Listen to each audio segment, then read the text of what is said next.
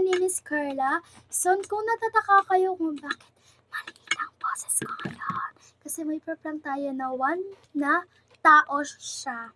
May prank natin ngayon, day, night. Hindi so night siyang nating ipaprank. So, gusto niyo na ba makilala? Siya ang palagi kong kasama kapag nag-YouTube ako. So, gusto niyo na ba? Ang pangalan niya ay si Yuri, guys. So, si Yuri talaga ang ating ipaprank kasi siya lang ang tao dito sa bahay at saka yung ate ko, at saka yung mama at papa niya. So, nagtataka ako, baka ako pagalitan ako ng mama niya. So, yun guys, nasa labas siya ngayon. So, mag-enjoy lang ako onti kasi pinalabas ko lang siya onti. Tapos, sinabi ko lang na mag-i-intro ako. Pero di ko sinabi na ipra-prank ko po siya ng ignoring prank. So, bago ka lang dito sa YouTube channel ko, don't forget to like and comment and click the notification bell para updated kayo whenever we upload a new video. So, yun na nga guys, lalabas na ako at saka baka nasa labas na naman siya or nasa upuan siya. Guys, pumasok na siya. Nasa taas siya ngayon. Nandun siya. So, isa-set off ko lang itong camera para hindi niya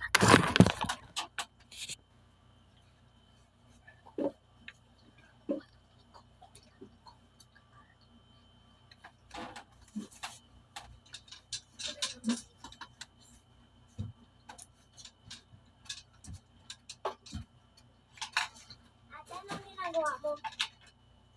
Ate!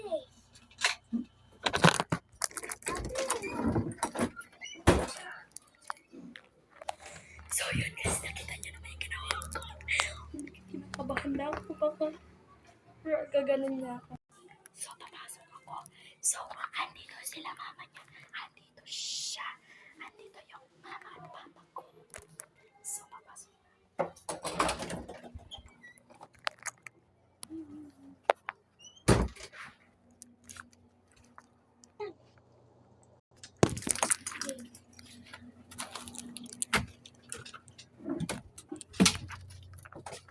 So, yun na nga guys. Umakyat ako dito sa pinanghihigan niya kanina.